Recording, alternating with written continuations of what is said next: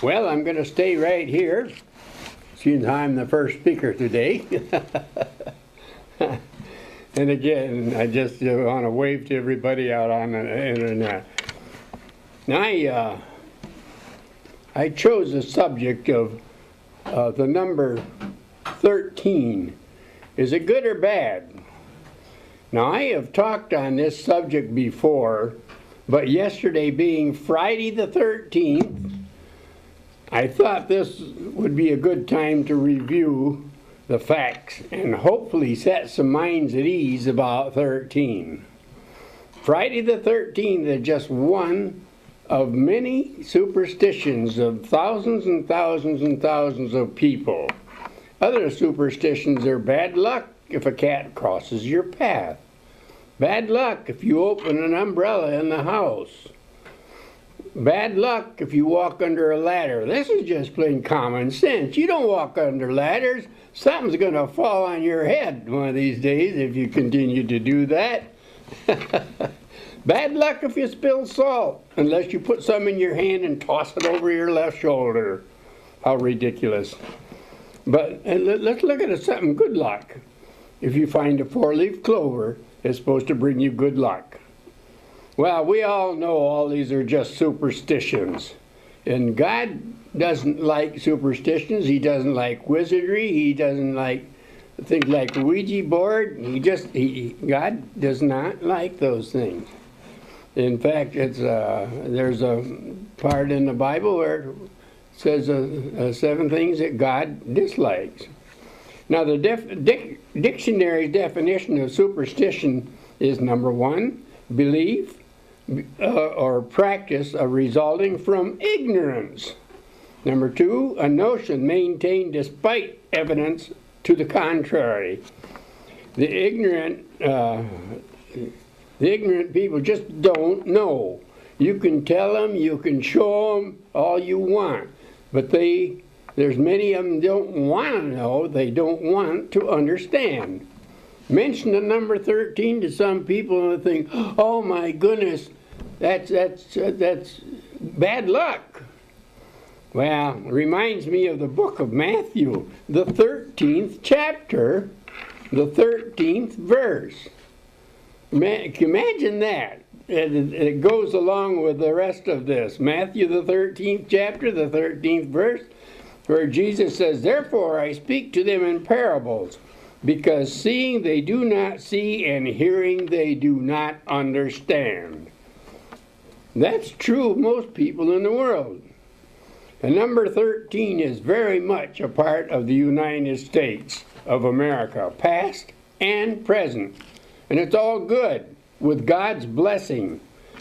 Let's see where 13 starts with our country. Starts about our country.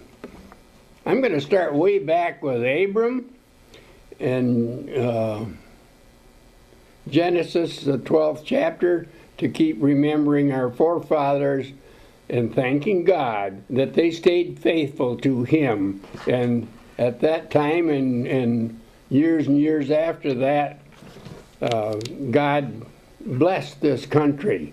He blessed them all the way up through World War II. But does He bless them now? Well, they've taken the God out of the government. They've taken them out of schools. But let's read, starting with Genesis 12 and verse 1, where we start kind of a history of 13. Now the Lord had said to Abram, get out of your country, from your family, and from your father's house, a land that I will show you. I will make you a great nation. I will bless you and make your name great, and you shall be a blessing. I will bless those who bless you, and I will curse those who curse you. And in you, all the families of the earth will be blessed. Well, Abram's,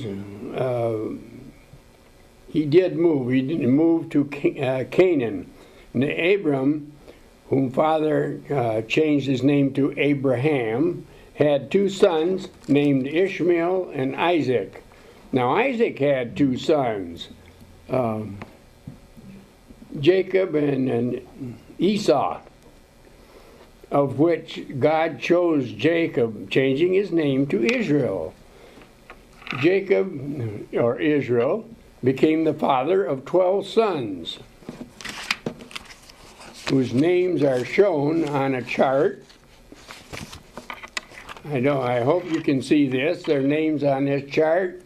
Those 12 sons are Reuben, Simeon, Levi, Judah, Dan, Naphtali, Gad, Asher, Issachar, Zebulun, Joseph, and Benjamin. Now Joseph, or Jacob, Israel, because of the great famine, moved his family to Egypt, where Jacob's sons developed into 12 tribes of Israel. The 12 tribes became 13 tribes. Let's see. And I'll show you this and see how it happened. We go down through this, but Joseph had 2 sons, and one son was Ephraim, one was Manasseh. And Manasseh, later on, I will show you how this country is shown to be Manasseh. 13 tribes, and Manasseh was counted as the 13th tribe, United States of America. The tribe of Levi was designated as priesthood among all the rest of the tribes. Therefore, later on was not counted as among the tribes of Israel, leaving just 12 tribes after that, which is shown in this chart. We've gone all the way down through here again to where Joseph was, but now his 2 children, Manasseh and Ephraim, have taken up the tribes of what Joseph was. And Levi, as you see, is left out. They aren't a tribe of Israel. They are the priesthood. So now there are 12 tribes of Israel. Each tribe has an emblem of its own, as it can be read in chapter 49. Genesis 49 chapter can tell us all about it. And here's the way the emblems were. They were in a crest like this. Well, let's read it. Genesis 49. We'll start with verse 1. And Jacob called his sons and said, Gather together that I may tell you what shall befall you in the last days. Gather together and hear you, sons of Jacob, and listen to Israel your father. Reuben, you are my firstborn, my might, my beginning of my strength, the excellency of dignity and excellency of power, unstable as water. You shall not excel. Now let me tell you what the emblems of Reuben were. They were an emblem of a man, and the secondary emblem was a body of water, because Jacob said, "Unstable as water, you shall not excel." Simeon, verse 5. Simeon and Levi are brothers. Instruments of cruelty are in their dwelling place. Let not my soul enter their council. Let not my honor be united to their assembly. For in their anger they slew a man, and in their self-will they hamstrung an ox. Cursed be their anger, for it is fierce. And because Levi is not a tribe, he does not have that tribe doesn't have an emblem. But Simeon's primary emblem is a sword, and the secondary is a castle gate where they went to slew that man. Judah, verse 8. You are he whom your brothers will praise. Your hand shall be on the neck of your enemies. Your father's children shall bow down to you. Judah is a lion's whelp. From the prey, my son, you have gone up. He bows down and lies down as a lion who shall rouse him. The scepter shall not depart from Judah. Now Judah's emblems was a lion, and the three in the secondary is three lions with a scepter. Zebulun,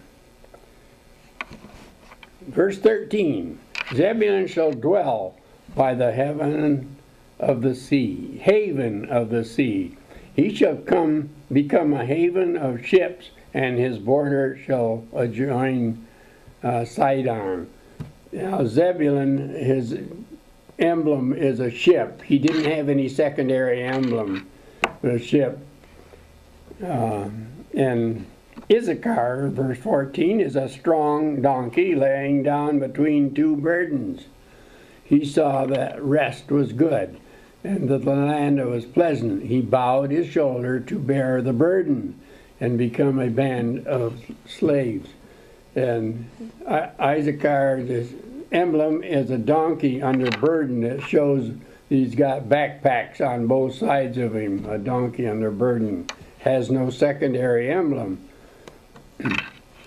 Verse 16, Dan shall judge his people as one of the tribes of Israel. Dan shall be a serpent by the way, a viper by the path, that bites the horse's heels so that the rider falls backwards.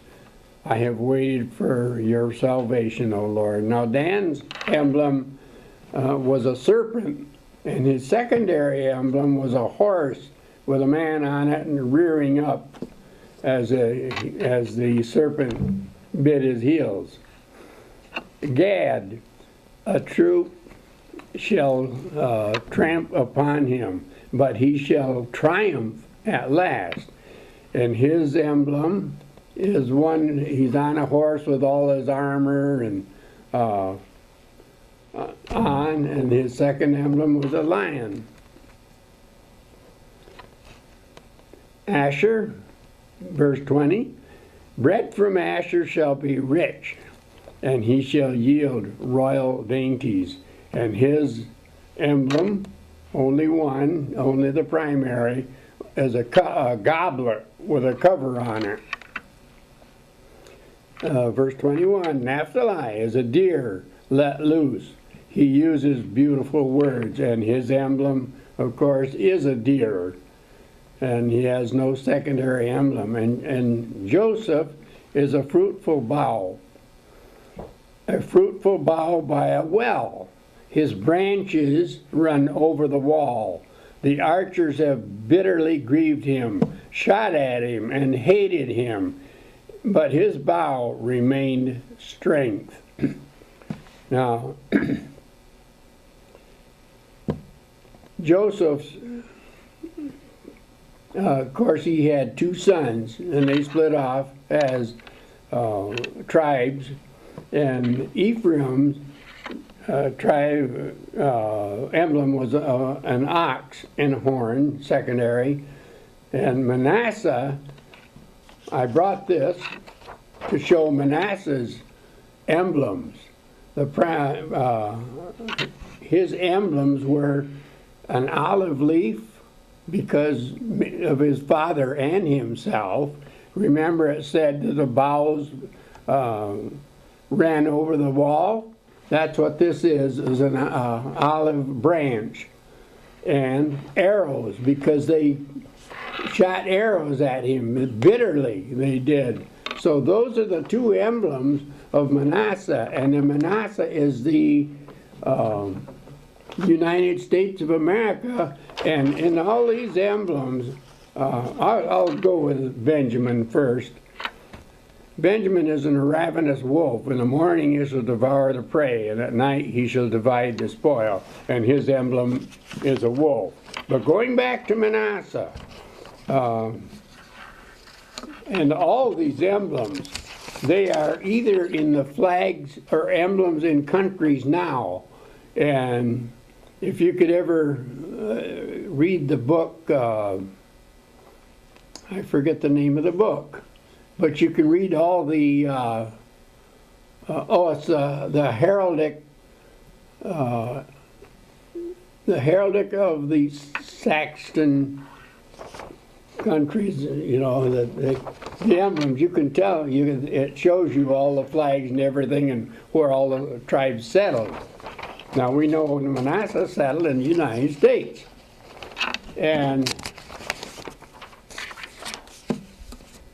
now 13 was a good number. When our forefathers came to this country, they formed 13 colonies. And our first flag had 13 stars and 13 stripes.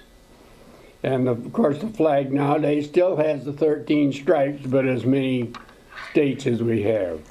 Now, the official emblem of the United States points out a lot about being 13, that God has blessed this country right from the beginning when our forefathers were faithful and brought God with them. Now this is the emblem, official emblem of the United States. I hope you can see it, but right here, the feathers right under the crest, there are 13 feathers there. And of course the crest, there are 13 stripes there. And e pluribus unum, which means out of many comes one. And that's the United States. It was a melting pot of all the other nations. And by e pluribus unum, there are 13 letters in e pluribus unum. And above the eagle, which is a big emblem of our country, is 13 stars. And now, the emblem that I said of Manasseh, about the arrows, you can see the arrows here, and in the left claw of the eagle are 13 arrows. 13 arrows. And then the right claw is the olive branch that has 13 leaves and 13 olives. We have been blessed by the number 13. There's nothing bad about it. Friday the 13th is one of my lucky days. When I wake up alive, I thank God for my life. But our forefathers brought all this with them. So if anyone says 13 to you, rejoice and remember that God has blessed us with all that, including the number 13.